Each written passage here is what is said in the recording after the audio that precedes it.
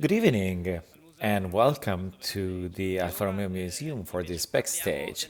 We're going to talk about the protagonist of tonight with some difficulties because usually backstages talk about well-known aspects and sometimes about the well-known aspects. And when we have backstages on the occasion of big car rallies with fans and people who love a certain model, well, we raise the bar because everyone knows their cars, they love it, they study, they search, and finding something which is completely new and unseen is always hard. And probably there's such a passion behind the mantra that it would be impossible to find something unheard of before, but we will try it anyway. So we would like to tell the story from the beginning to the end. The beginning is the Expo of 1967 that was much talked about. The delay with which it was decided to hold it in Canada, the Canadian Expo not only had national pavilions, some of which remained in history due to their architecture, but there were different thematic pavilions. And one of these pavilions was dedicated to the producing man, so the man who produced, and the capacity of originating dream objects. One of these dreams was the maximum goal of every man in the automobile world. So the invitation arrived to Alfa Romeo to present a prototype with a short notice, just 1,000 days for the building of the expo and the artificial island. So the notice given to Alfa Romeo was more than enough. So from the moment when the request arrived to the moment when the car was presented, and what you see here is the press release of the launch of the final car, the one that we have with us today. 3 years went by, more or less, and a series of ponderings, which had consequences, so to speak, because in 3 years, in that era of big changes of market, of style, and of technique, well, uh, the destiny could have changed. So before showing you something that we found in our archives, I would like to invite Giorgio Figliozzi, our guest, who will tell us something about the injection pump of the Montreal later on. Please, Giorgio, come here.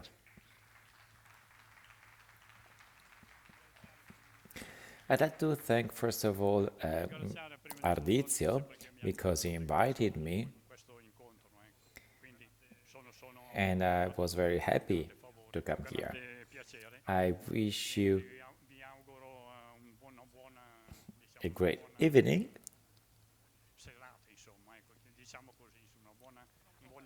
Yeah, we'll talk about your topic later on.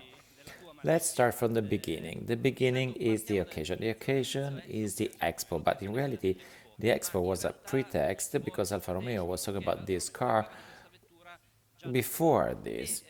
Since 1965, they were talking about how to create an alternative, even though they never thought of replacing the Giulia Spring GT and the other similar cars. The GT sold well, so Alfa Romeo was reluctant to replace it, but historically there had always been a special springs and not the serial versions of the coupe.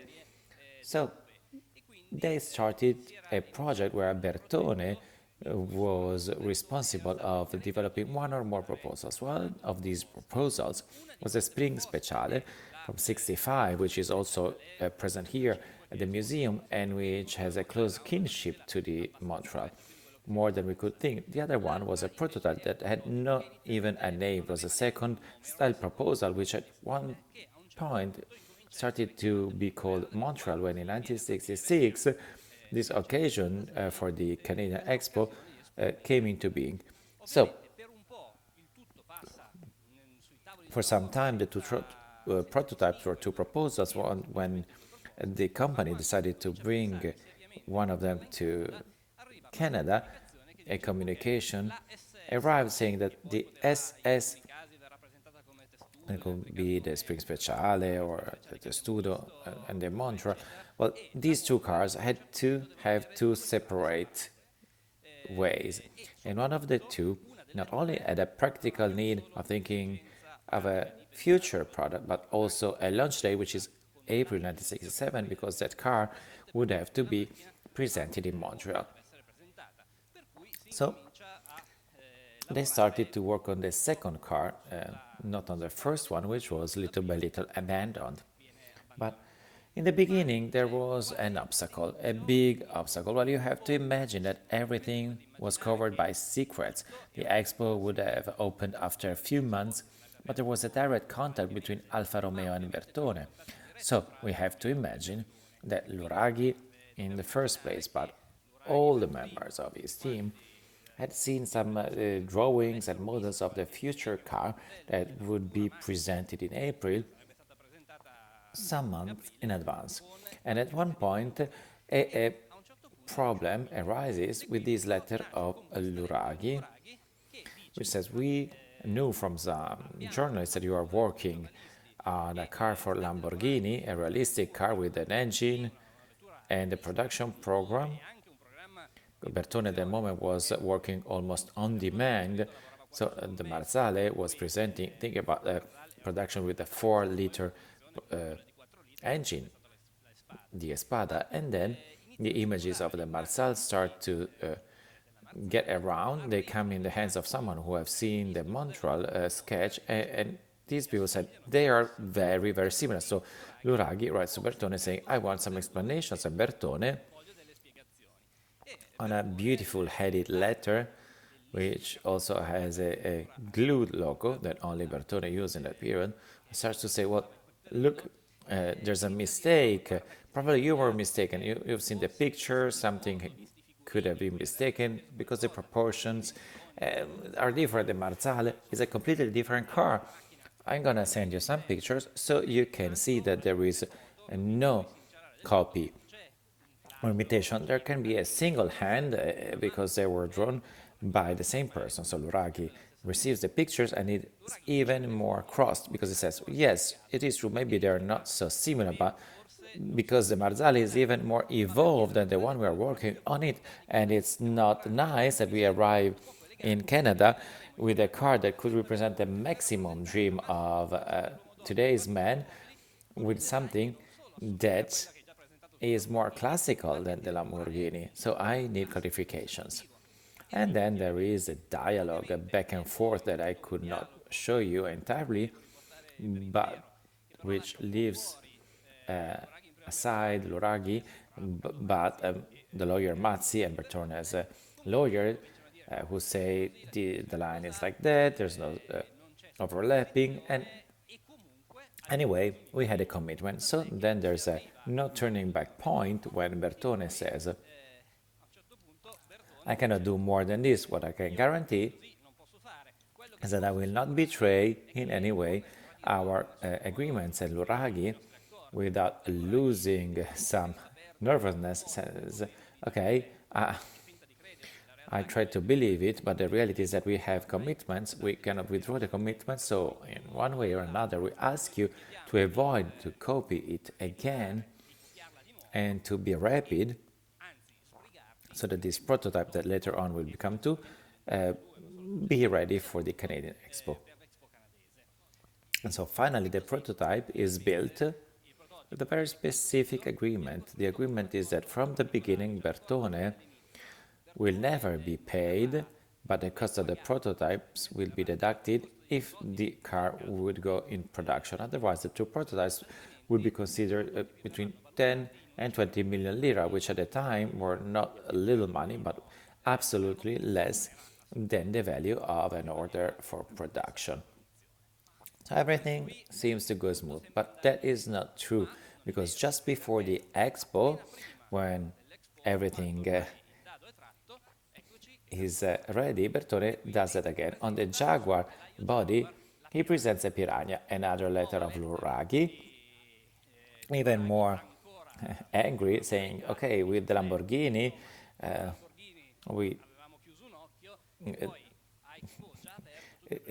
didn't go deep, but now you're not only presenting a car that's similar to the Montreal, you're just betraying us. The car now is at the expo, but tomorrow we could probably not launch the production of it. So it's the first time that the risk is that it would never, the Montreal would never see the street. But this matter again was solved with this excuse letter, which philosophically explains that there's a single hand, there's the hand of Bertone, and that we promise not to do that anymore, and we will do anything, etc., etc.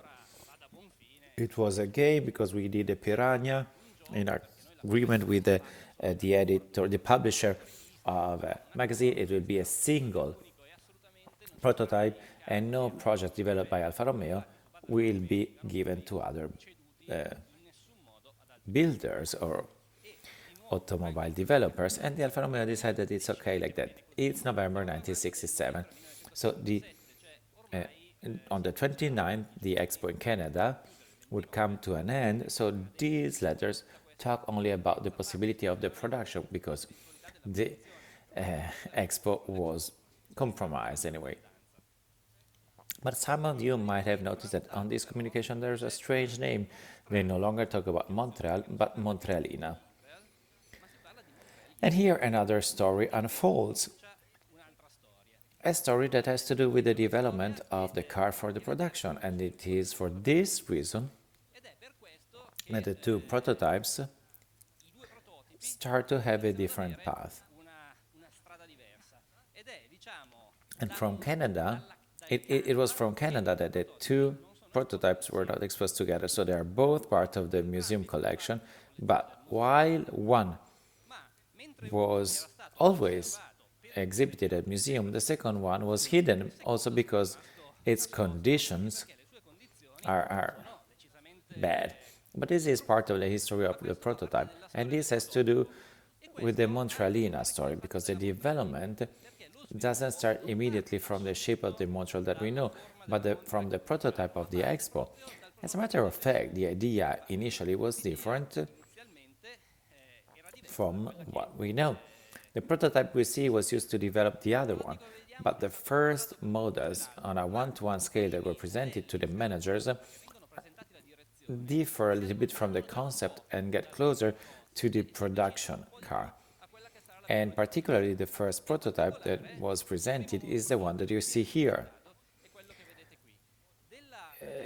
It keeps mainly the characters of the Expo Montreal, but they tried to solve the lids of the headlamps in a more straightforward way. And when I talk about also the financial reason, I mean the Montrealina didn't go on the road of the 8 cylinders, but on the contrary of the 1750. So we go back to 1966 when they wanted to create a luxury version of the 1750 GT Veloce. And this emerges not only from the codes of the drawings, the test drives, etc., but especially from the commercial ambitions. About 10,000 cars with 2,000, 2,500 cars for years. Figures that were comparable to the ones of the 1750 Spider Veloce. So the market of Montrealina was the Spider Veloce. But in that moment, Luraghi approved the model. But the model is not the model that you saw 1 minute ago with the fake lids. On the contrary, it is Type 2. Type 2 is this one, or the Montreal that we know today. It is true there are simplifications, small changes and differences that can be justified by the fact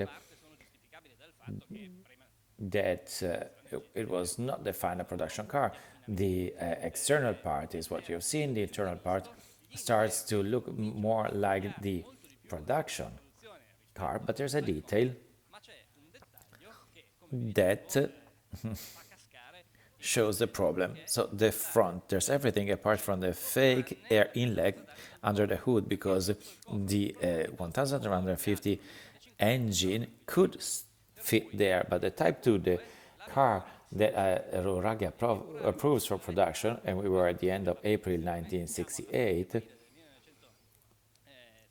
well, everyone writes about the four cylinders, and this is apparent not only from the fact that the car has a four-cylinder engine, but also from the calculations and documents. We talk about 105, 64, and 68 as coupe 1750. There's some pencil notes that say maybe an eight-cylinder, a more powerful engine could fit, but the problem of the car goes along with the 1750 engine. So it was decided that it should be sold in 10,000 exemplaries at a rate of 2,500 per year. When you see the production costs, you see that there were two versions on one side with poorer options compared to the Montreal that we are used to, because it was 40% less expensive. But if there was a Montrealina, there should have been somewhere else also a Montrealona. It had to be born before the version with 8 cylinders, and this Montrealona starts to be born in parallel with the Montrealina under the head of this Canada program. Because in neither one or the other case, everyone thought of building it in-house. So Bertone was called for the Montrealina, but the order was enlarged also to others for the Montrealona, and the Montrealona code was 10555. 10555 is the code of development of the V8 engine. Despite independently the car, the engine would fit. It would fit the 105/64 after a few years. You see here a letter sent to Ozzy where there is a mandate to develop a prototype of the Montrealona. That's how it was called on official documents. So in this Canada program, including Montrealina and Montrealona. So the prototype of Ozzy, well, the order of Ozzy is more complex compared to the one sent to other builders, because Ozzy also had to create the molds for the cars. So the commercial agreements were in two areas. One, you build the molds for a car produced by others or by you. So the letter sent to Pininfarina is shorter, but the content is basically the same with the 105/55 and Montrealona. Talk about Montrealona meant having a series of lists of sizes, prices, setups, perceived quality. And talk about 105/55 meant saying that below the hood somehow a bigger object could fit the V8, but the drawings were already circulating because, and also it was already used on the 33. In this case, the fact that 105/55 was the 8V is also testified by the fact that all the technical drawings of the engine are marked 105/55. But since there was some confusion between names, acronyms, etc., there was a note saying from now on everything will have to be called Programma Canada, Canada program. So the stylists started to think no longer about Montrealina, Montrealona 105/64, but they started to call the car Canada or Canada, at least talk about the bigger ones. This is a close-up of a drawing by Pininfarina. So the drawing is 20 centimeters long, trying to show the detail of the logo was hard, but you can see the Pininfarina logo and the Canada lettering. And then on the notes of the drawings, we read that it's the Canada type, and which is also drawn by several people in the Pininfarina team, among which Aldo Provarole, who participated in very important projects for Alfa Romeo, not only. Well, I showed you details, and I think you are curious of seeing how the car that you raced by was made. So the first car that Alfa Romeo thought of producing with the V8 engine, and the body, which was derived from the 105 series, is not the Bertone one, but the Pininfarina. So both were being considered. The Pininfarina offered a very vast series of prototypes. This is one with two versions, square or round headlamps. Years were passing by, and another one in the Provarone folder has more rounded edges, but the concept is always the same: truncated high tail and very low front.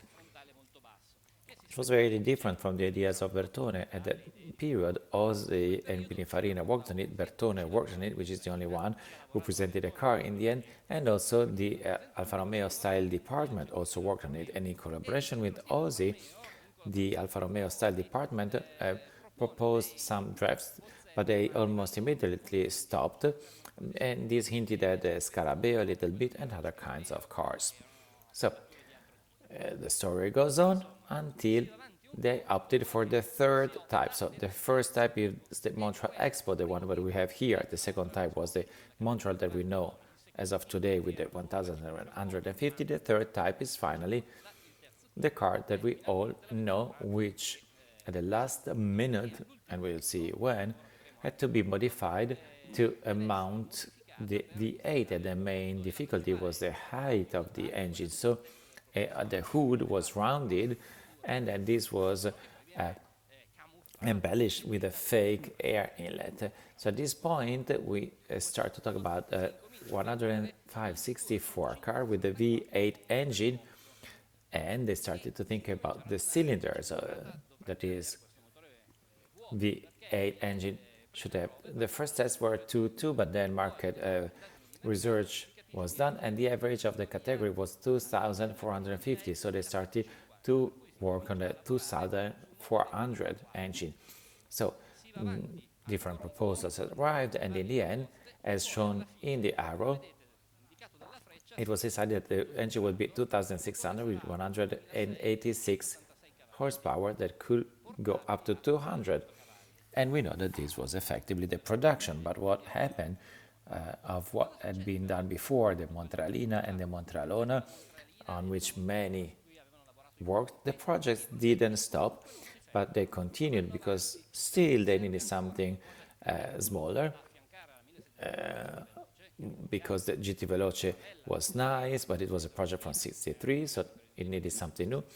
And also it was not too good to stop the big coupe with the V8 engine, maybe with a more mature platform. We were in the 70s compared to the old Giulia platform of the 105 series. So the V8 engine starts to generate a series of variants from 2002, 2004, 2700, up to 3,003 liters, always with the 90 degrees shaft, not the one that Auto Delta was developing, but the one developed by the Alfa Romeo design. Going on, they started to think about improving the rest of the car. So the 105/55 together with the 118, which had to be a bigger family car, the grandson of the Alpha 6, started to be equipped with the De Dion bridge and more complex equipment. If the De Dion bridge and the V8 engine would go on, well, the bodywork would have overpassed the shapes of the Montreal, so it was given to other builders. We have the proposal of Giugiaro. We have this prototype with changes. Well, this is from Bertone, I apologize, with the bodywork which was changed, and it is here at the museum, but naked, only the bodywork, and also Giugiaro was involved, but at that time he started working autonomously, not longer for Bertone. The prototype of Giugiaro is this car, which is more well known because it is considered by many as one of the alternatives to the Alfetta GT or the evolution of the GT Veloce. Neither one or the other would have a future. All these prototypes would be branded as 105, 66 or 68. the 105/68 would remain a coupe with 4 comfortable seats and would be the mother of the Alfetta GT, but in the end, nothing would be made. Or better, everything will evolve, will get out of the Giulia project and will enter in the Alfetta project, getting to the 116/32, which was a big coupe with a V8 engine derived from the Montreal, brought to 3 liters and the Dion bridge at the back. The style prototypes will be abandoned, even though one is here at the museum, while in the end the car would see the light, but as the GTV, the rally one with the V8 engine, only produced as a prototype, marked 116/32, after which no one would hear about this project apart from the production of the Montreal. But what happened about the Montrealina? Well, the Montrealina, years had passed in the real production. They went to the 2000 with the 2000 GT Veloce. Montreal had its own identity and a market that never was incredibly successful with the V8 engine, but at least the cheaper version was possible, just as Porsche did with the 2 versions of engine. So Alfa Romeo proposes a prototype of Montrealina, well, Montreal with a normal bodywork without even changing the hood and the 4-cylinder engine. This was called, at the back of the picture, a metal green prototype with the engine, which is here in the museum, but I could not fill the museum with scrap cars because their intent was not being exposed for the museum, but only for development that would never happen in this case. But all these decisions and stories have a date straddling the end of 1968. So in October 1968, the project still talked about 1,750 engine for the Montreal. In March 1969, no longer it was talked about 4 cylinders, but about 8 cylinders. So there was a year and a year and a half passed to develop the final car. And meanwhile, cars of any type circulated, and there was a confusion that Alfa Romeo also piloted, so that all we mapped kind of all the declarations that were sent out by Alfa and the reactions of reviews. Someone talks about 1,150, others of 8 cylinders.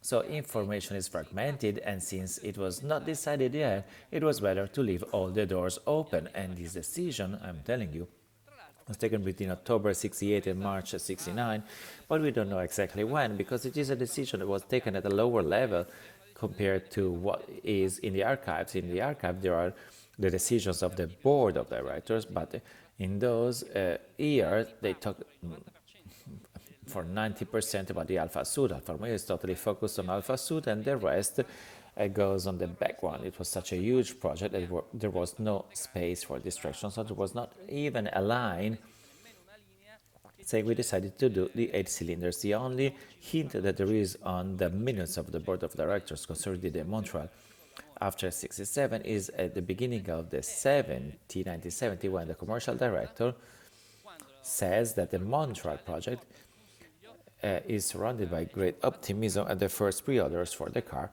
had been gathered, after which everything will go in the commercial department and no one will know anything about it. In the meantime, Alfa Romeo had launched also the usual fake spy shots, which were shot by fake photographers of the prototype, but which didn't show anything of the engine apart from a swollen hood, which showed that they were using the 8 cylinders already, a prototype which had been drawn. There is a technical drawing of the camouflage of the 105/68, because this camouflage, as you can see from the absence of the swollen part, was done when the car still had the previous engine, not the big one. Then this decision was taken, and the Montreal goes into production with the chassis that start to be produced with all the modifications, with the Bertone, which starts to go from the world of ideas to the world of components, molds, and assembly, with their drawings, no longer Alfa Romeo drawings, but there are some details that still need to be decided, and in particular, the lettering. Where do we put the Montreal and the Alfa Romeo lettering? And so various proposals start to appear. We have the picture of the modelist which detaches and reattaches the badges to photograph all the possible opportunities. In the end, on February the 18th, 1970, Mr. Loraghi approves the version without the Montreal lettering and with Alfa Romeo lettering on the back part. There will be more small modifications, but in the end, the car was the final version. And then another war starts, the sales, because in the meantime, 3 years were lost. In the meantime, Alfa Sud was launched, giving a big turmoil to the sales network, and Alfa Romeo had to try a segment. So they try a series, they find a series of cars to compare it with, but it was not like the Giulia just had to present the car and you were winning on the entire line. This time they had to work more, and for each competitor, a one-to-one comparison chart were taken. I brought it here, the one of the 911 for a personal reason, where they explain what the salesperson had to say to show that the Montreal was better than the 911. The same for the Dino, the same was valid for the BMW 3000 CSI and for all the other cars listed here. And Alfa Romeo, which again compliments itself, saying we will be successful because out of all this, we are the ones more trained to have prestige cars because it's part of our history, because our salesperson are used to deal with high-end clients, and because basically when some years ago we had other cars, we just sold them and the Alfa Sud was not even dreamt of. So these were some of the conditions that risked to cancel the production of this car, or maybe to see it produced in a different way. But the reality is that far from the windows and the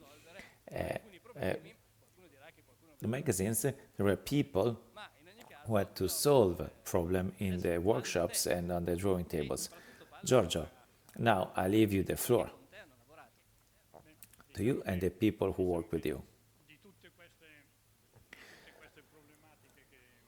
Out of all these issues,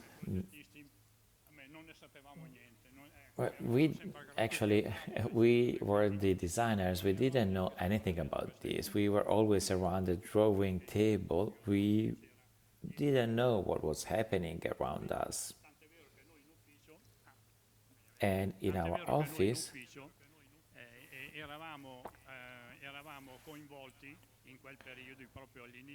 in that period, in the beginning of the 60s, we were busy in the design of the injection system together with Spica, were to be mounted on all the America cars. It's true. Of course, this system that we saw in the picture before was the translation of the installation equipped on the 4 cylinders for America and then brought on the Montreal. And this picture that you see, well, it is a picture which was shot in 2010, I believe, when the centennial of Alfa Romeo was celebrated. There's Mr. Radelli, which many of you probably have heard of, and who's the father of the injection system, both on the 4-cylinder and on the other one. And on that occasion, I stood next to him. So I consider myself a pupil in this case, because for the entire period I worked for Alfa Romeo, and I always work with Radaelli. So this engine that you see, it's a 6-cylinder, which was mounted on the 2600 Sprint, and it was the very first engine equipped with an injection pump with a regulator, which was still way distant from the performances that we managed to obtain with the latest versions. But the results were already very encouraging. As Mr. Guidotti underlined, who had the opportunity to drive that car and was enthusiastic.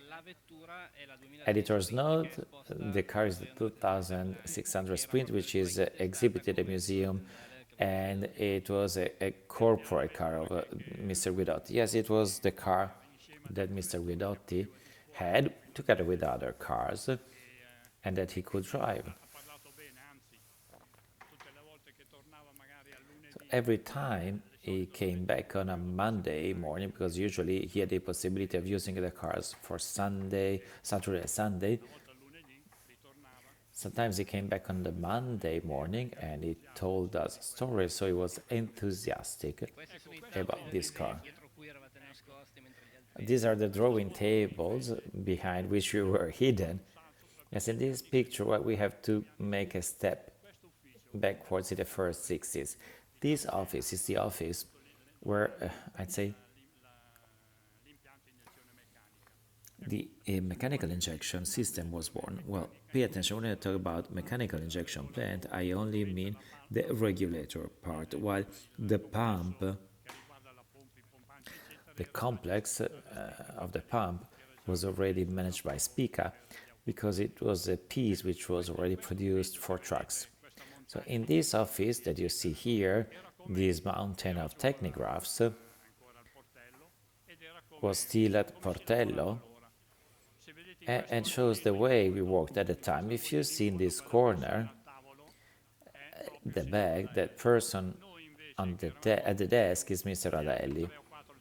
Instead, me with our 3 or 4 young people were in that other back corner. But this was our office in the 60s. And this is a first drawing, the first development of the regulator, the first one that we realized. It is still incomplete of some improvements that we later added.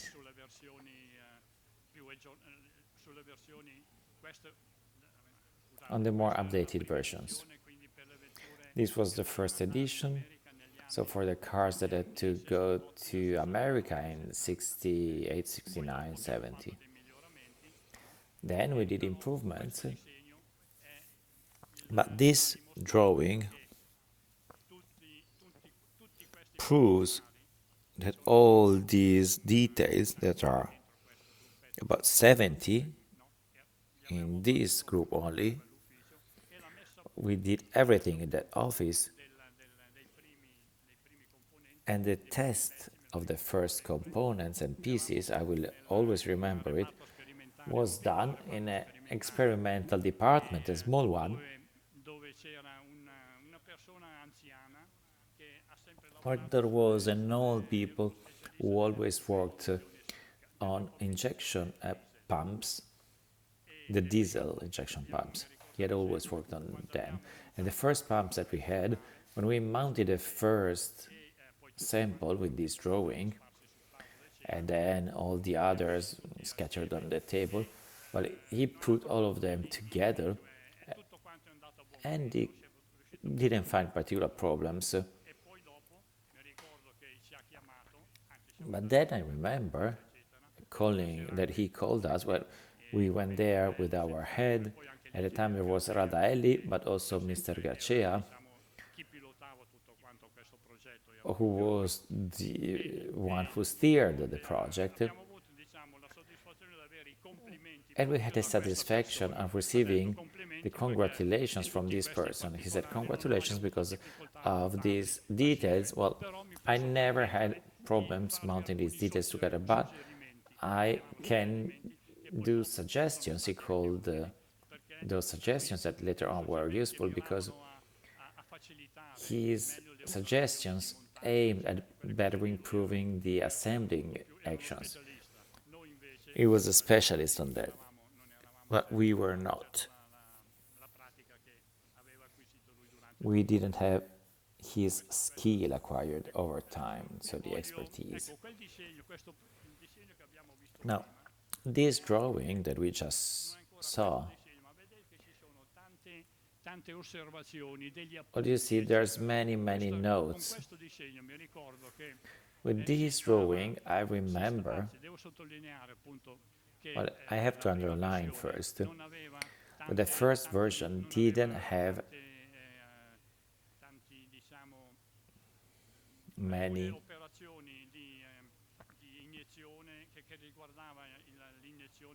injection details. They were not realized yet. So with this drawing, we demonstrate that now I don't remember the people who worked on it and who wrote the notes, but there's a list of interventions that had to be done on this very first version in order to have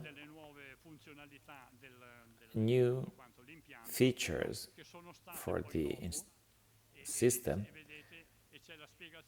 which were later on implemented. And there's the explanation of how the intervention should be made. So with these notes, handmade notes, then we went around our desk and we started working on the modifications. And you can see this on this final drawing, which is a drawing which was done by one person who was an expert, was a champion in drawing, an artist.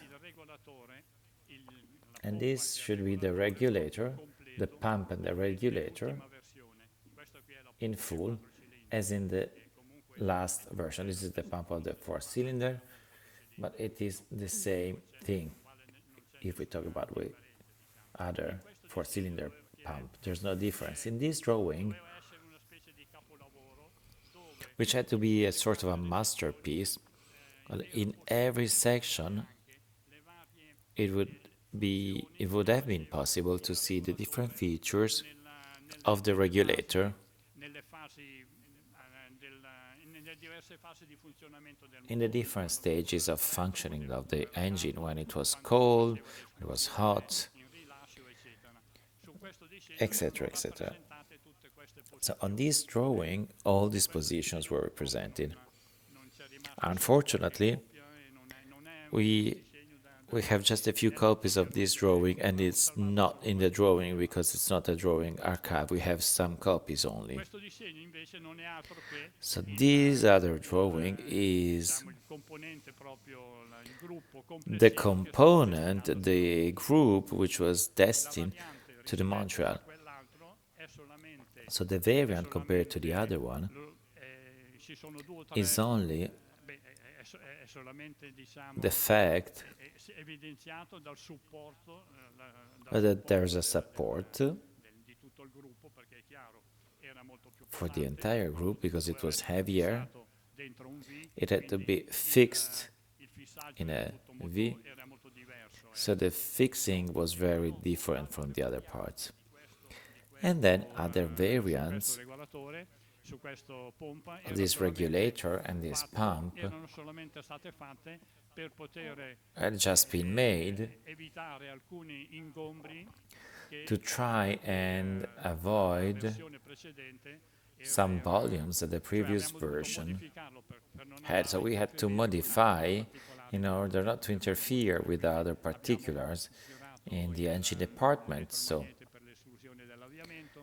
we changed the electromagnet for the startup and other specific things that I no longer remember. Small interventions, but the operation was similar, was the same as the previous regulator. The only thing that remained unchanged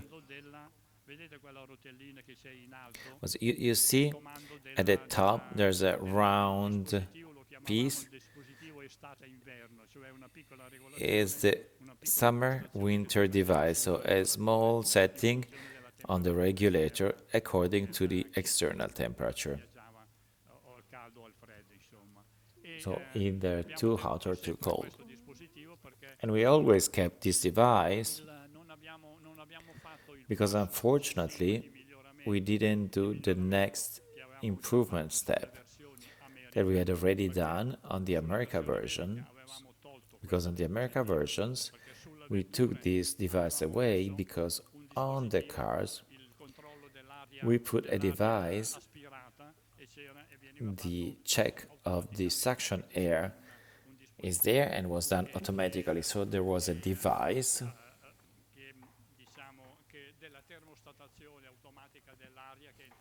with automatic air thermostatation, but on this car this was not made, so the attempt to adapt it to the external air temperature had still to be done by hand. And you see that little lever that's in the back part of the car.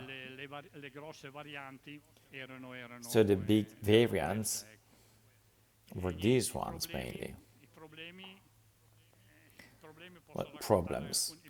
Well, what about the problems? I can tell about the problems that we encountered that were solved partly, well, mostly with the 4 cylinders version, because we could say that, well, no, first of all, with the 4 cylinders version, and the first cars that we prepared, and the first prototypes,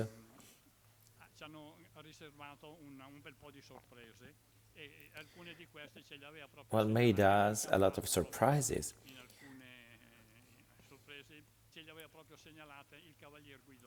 And some of these were underlined by Mr. Guidotti. One of these is the vapor lock. So the vapor lock was linked to the increase in temperature of the fuel in the tank of the car, and then the car had to be stopped because there were bubbles of air in the circuit. So the fuel didn't get to the injectors. So how did this happen? The first prototype, and Mr. Guidotti always had the chance to drive them and use them. Well, the first ones, and this is what he told us on a Saturday and Sunday, he used the car as a personal car, even though it was a company car.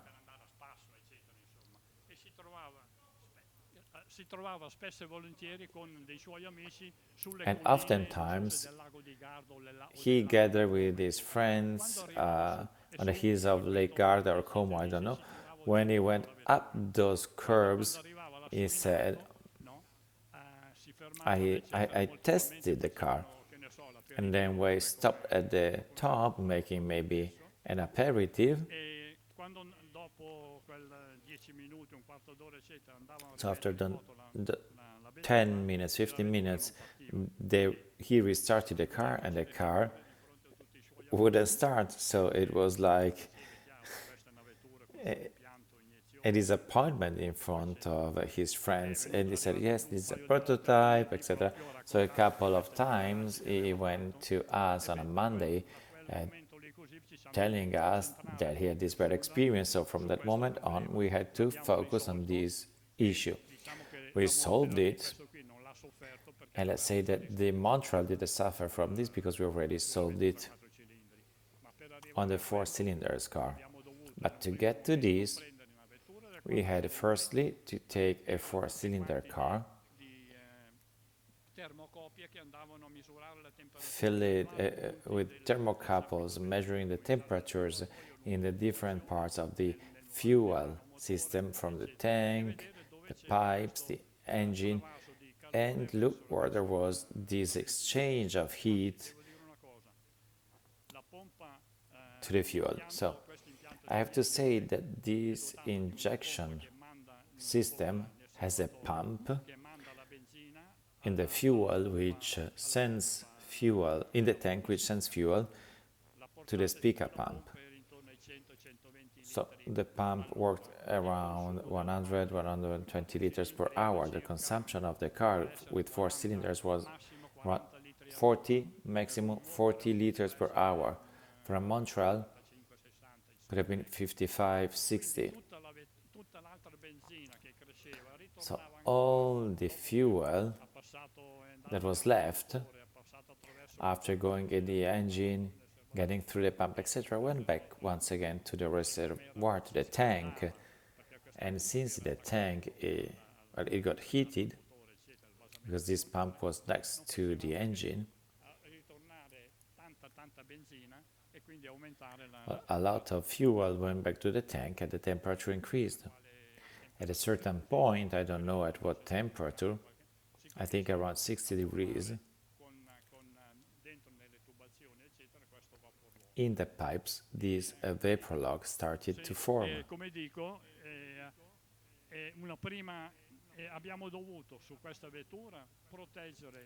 And on this car, we had to protect all the pipes passing below the car. The fuel filter, we had to protect it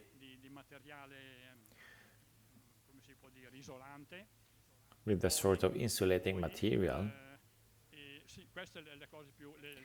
And then, well, these were the most important things.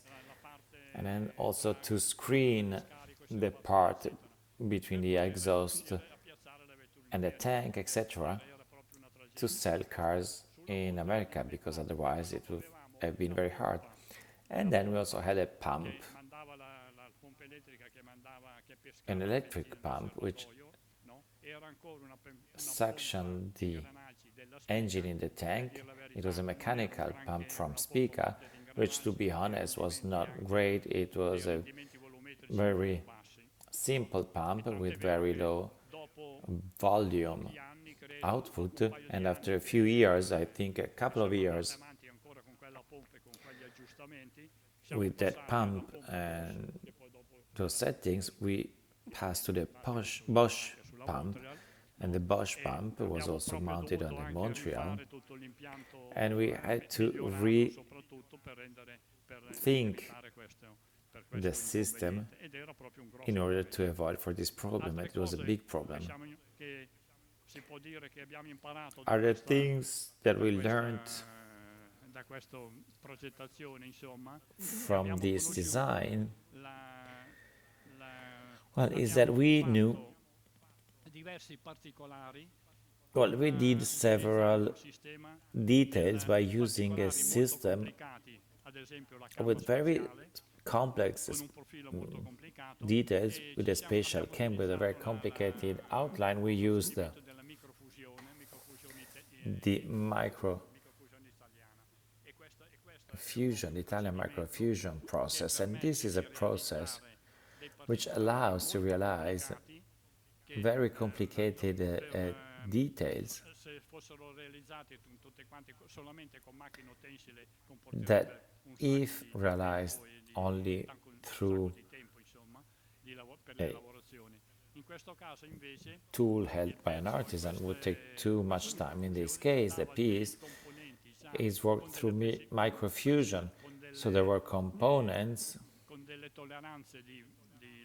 with good tolerances, very precise tolerances of finishing, and then we just had to do some finishings to complete everything, the most important finishings, and we saved a lot of money, especially. Giorgio, but the outline of the cam is defined by how many points? Well, the outline of the cam In order to do the profile of the cam, we had first once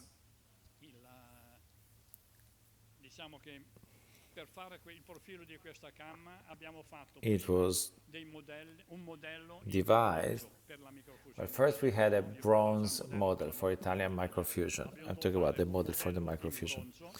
We had to do one bronze model, which in turn the microfusione italiana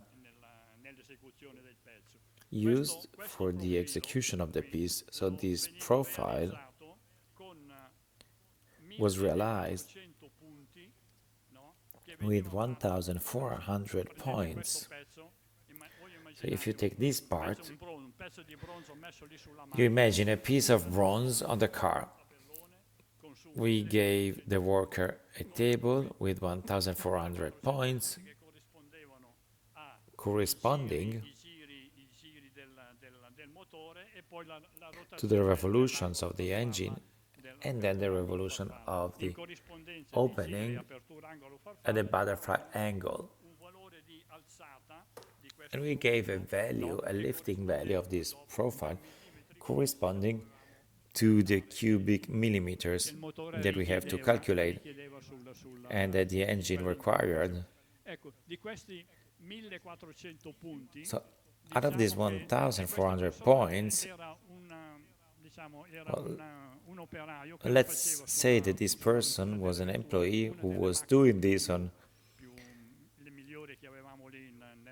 one of the best cars we had at the Officina Genevoise, at the workshop, and it was done point by point as if it were a drilling machine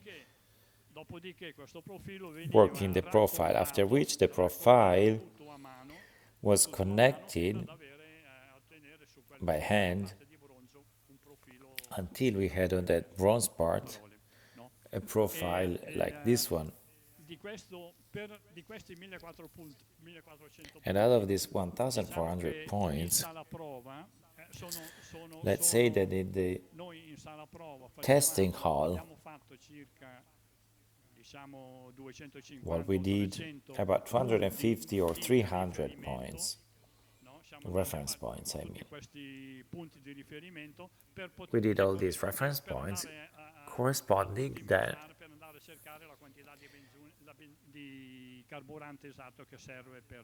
to the exact quantity of fuel needed for the car, so for the calculations. And then with these points, we prepared this chart of 1,400 points. Clearly many points were just points used for the profile and the connection, but this already gave us the indication of how the profile of the cam had to be. So this was the most difficult, I would say, thing that we had to tackle. But once this problem was solved, well, the first time the problem was that it was made entirely by hand, and then when the computers arrived, at the time there were computers with perforated boards, I don't know whether you recall it, when we had to do local interventions on the outline because we had to improve carburation or because some performances were reduced,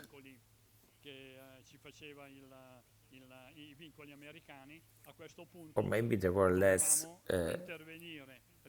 limitations and constraints from America. We had to retake the bronze profile, working in that small area where we had to make the line thin to please the Americans, and then we restarted the procedure, giving it to microfusion that would produce new pieces. The same procedure done on the 4 cylinders, when it was done on the 4 cylinders, well, it was done. So for the 8 cylinders, it had already being tested, and it was easier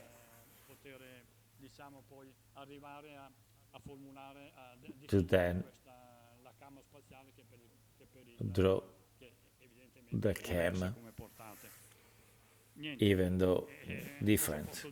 Dato che, scusa, ti interrompo, questo è un lavoro che l'Alfa Romeo da sola ha This portato is avanti, something ma that the che Alfa Romeo by l'utilizzo itself brought dell'elettronica about, fa durare molto poco but that with the advent e of lo utilizzavano electronics quasi would be esclusivamente very negli short. Stati It Uniti was e poco in almost Europa, anche se exclusively in used in the Europa United diciamo che States il and not much in grosso Europe. dell'utilizzo della pompa meccanica è In proprio nel Europe, Montreal. we could say that the Come mai abbiamo mechanical questa pump use is differenza on di the Montreal. efficienza, di Why do we have problemi, such a per difference cui in of Europa ci sono impact più of problemi rispetto problems? agli So Stati that in Uniti? Europe there's more problems compared than the United Come States. posso dire, negli Stati Uniti l'America, cioè l'Alfa Well, Romeo in the aveva, United si era, States, Alfa Romeo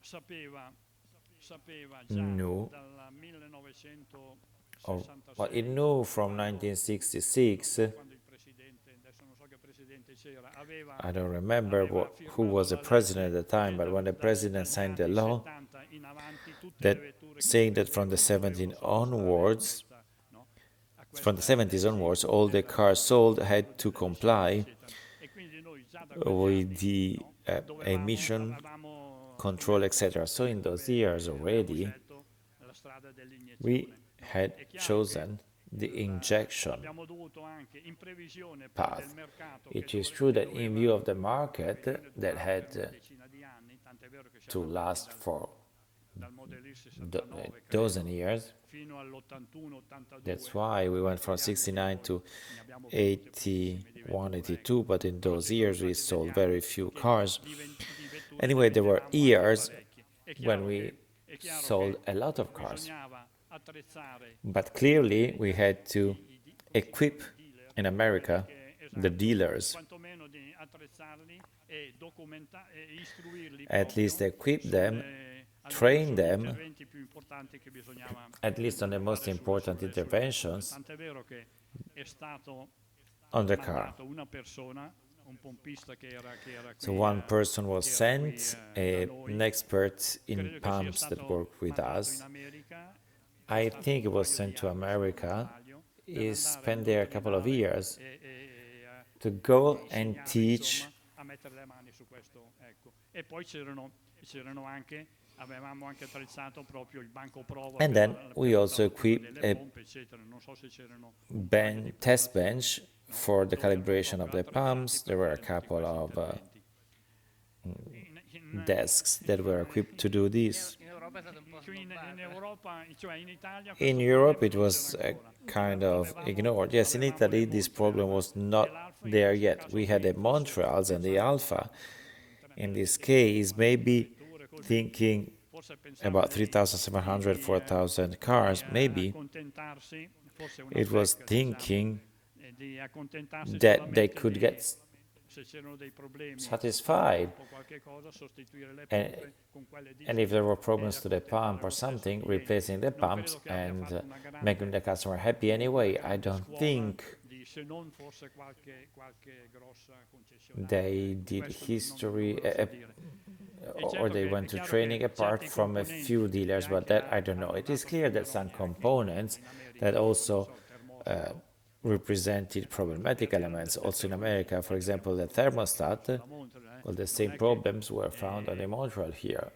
c'è da dire che in America c'era And in anche America, è stato fatta anche una legge, erano molto severi in also questo a caso, law was e done. They were very vietavano strict, proprio al cliente and they were di, banning diciamo, manomettere, no? Perché c'era l'usanza proprio del fai da te, no? Di to manomettere change because there was the do-it-yourself fare habit. degli So interventi sul motore, fare delle regolazioni, eccetera, to perché queste work regolazioni on the engine andavano or do settings, because these a settings peggiorare le emissioni della vettura. E avevano messo proprio un could divieto worsen a the questo, emissions no? of the car. So there was a ban on this. In questo caso qui, se uno aveva And in dei this case, problemi della vettura, if you doveva per had forza passare problems, attraverso il dealer o you had to attraverso le go persone che through the dovevano dealer or the intervenire people e fare il miglioramento della vettura. who had to Mentre improve invece the car. non lo so, io penso che qui c'è stato...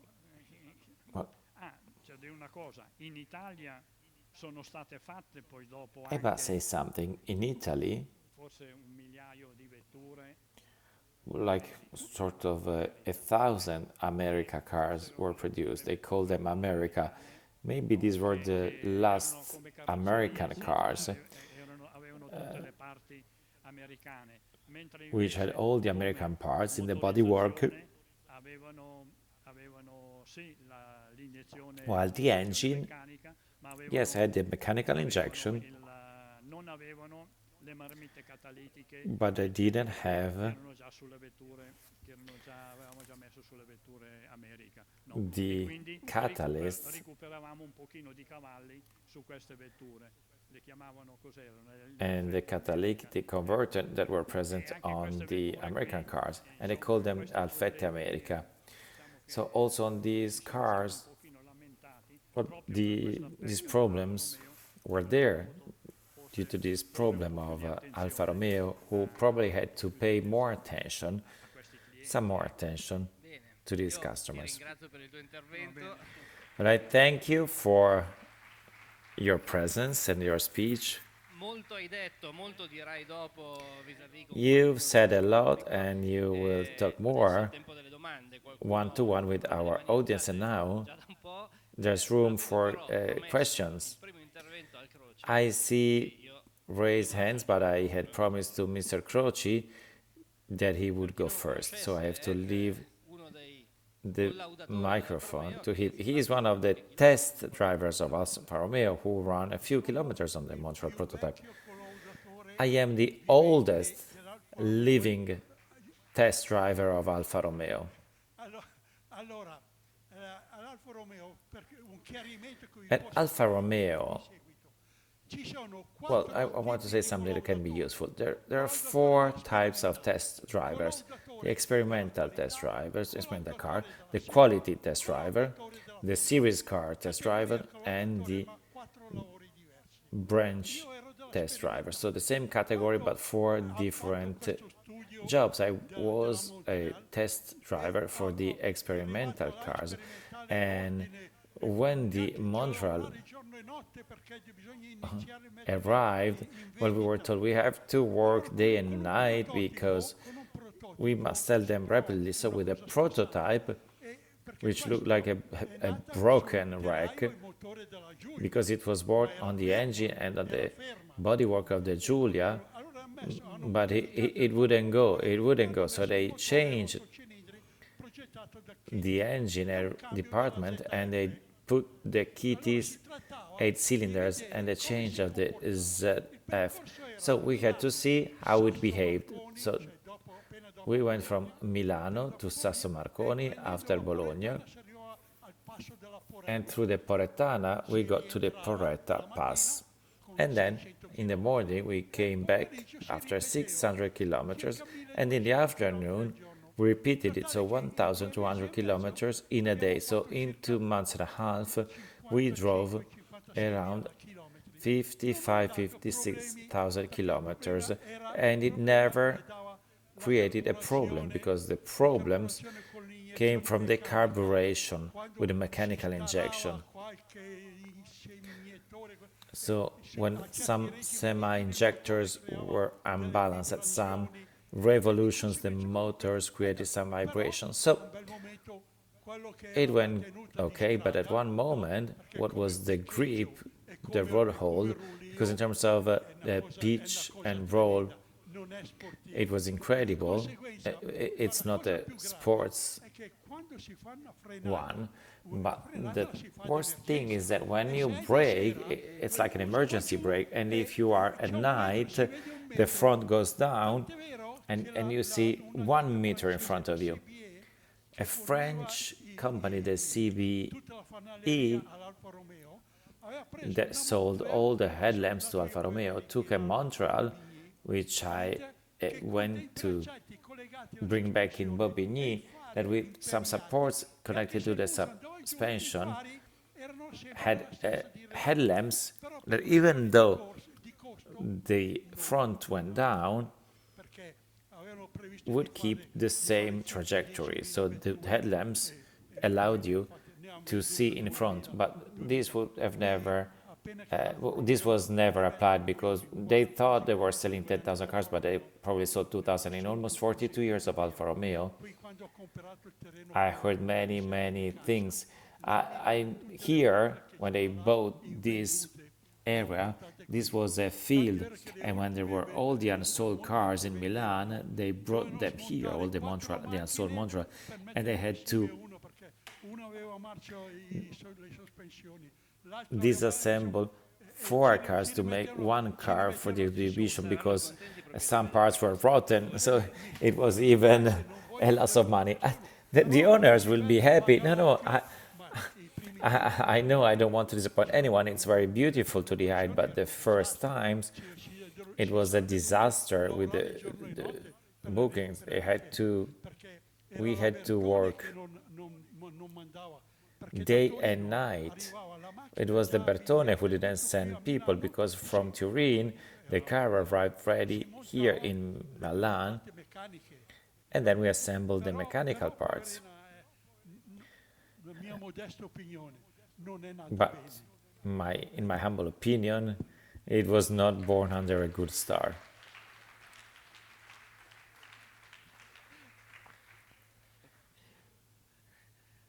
La mano è alzata da 2 ore, per cui You've been waiting for long. I just wanted to ask something that I always wondered.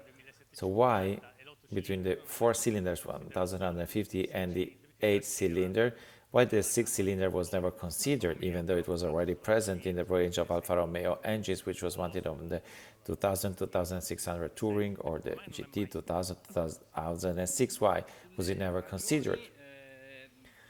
queste le ragioni non le conosciamo. Well, Quello che è che we don't know the reasons why. The point is that it was never mentioned. It was always mentioned as Montreal, tanto che something which salta il 4 was present but never considered for the Montreal. They considered 4 cylinders 1750, never the 4 cylinders 2000, and on all the drawings they would go from the 1750 to the 8 cylinders 2002, also because the 6 cylinders had a Giulietta origin which was no longer produced. Well, it had not been produced for 15 years then. In questa storia c'è anche un altro prototipo che è quello In che this story, there's also another prototype, which is the one which is in Rome at the Ministry for Transportation, which is a 4 cylinders 2000 with that simplified chassis. It doesn't have the air inlet in the hood. So if we go from 1750, we go to the 8 cylinders 2002. What does that 4 cylinder prototype in Rome is? Well, the 4 cylinders with the chassis of the 8 cylinders arrived way later when the 8 cylinder is in production. So they tried to variante economica dell'800. have a cheaper version of the 8 cylinders. But we are already talking about the times after the presentation of the 8 cylinders, when in the meantime the 2000 already debuted.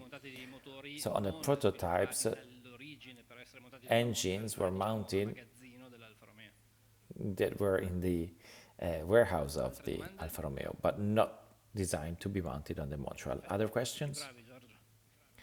Perfect, Giorgio, we were great. Innanzitutto voglio ringraziare te, Giorgio, per First of all, I'd like to thank you, Giorgio, for participating once again to our backstage. in realtà il più importante per And the second acknowledgement, which is the most important one for the show that you offered to the museum, is to the owners of the Montreal who today came here, visited the museum and the collection, and participated to our backstage. So a round of applause to you.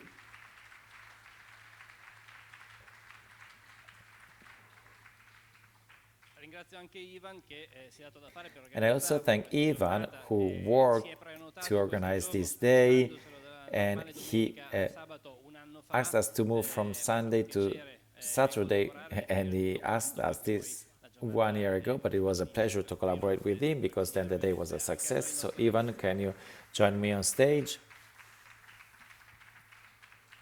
Grazie Lorenzo, sono io che ringrazio tutti i Thank you, Lorenzo. I'd like to thank all the participants to this 36th International Meeting of Montreal. Tonight, all the participants will receive the official gadgets of the event, and I'd like to also officially give to you, Lorenzo, Lorenzo ti consegno ufficialmente la our piastrella realizzata tile con il logo dell'evento thank you, with the logo of the event. e ovviamente immancabile era stato preannunciato And of course, ai partecipanti a questo evento the la participants monografia dedicata alla Montreal, will also receive this book, serie numerata. the monography dedicated to the Montreal. It's a small limited edition with the logo of the event. So this is also for you. Thanks, it will go in our archive. Thanks again. Thank you to all of you. Have a nice rest of your day and till the next backstage.